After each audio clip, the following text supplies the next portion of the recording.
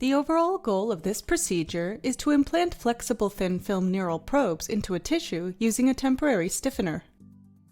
This is accomplished by first designing and fabricating custom silicone stiffeners that match the probe and have a channel filled with dissolvable polyethylene glycol. The second step is to use a flip chip bonder to assemble the stiffener to the probe.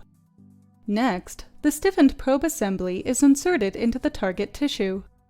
The final step is to allow the polyethylene glycol to dissolve and extract the shank.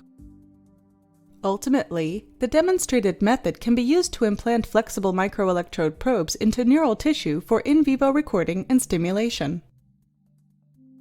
The implication of this technique extends towards clinical treatment of neurological disorders because the removable stiffeners enable flexible implanted devices that can reduce adverse tissue reactions.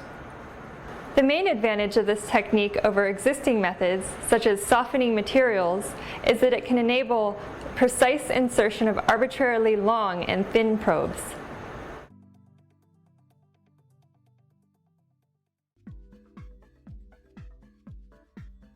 Fabricate a silicone stiffener with a wicking channel from a silicone on insulator wafer with a device layer thickness equal to the desired thickness of the stiffener.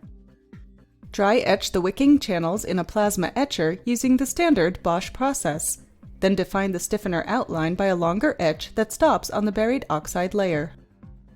Now wet etch the buried oxide layer in 49% hydrofluoric acid to release the stiffeners. Then soak the released stiffeners in deionized water for 15 minutes. Next, place a pellet of polyethylene glycol into the reservoir on the tab of the stiffener. Heat the stiffener to 65 degrees Celsius.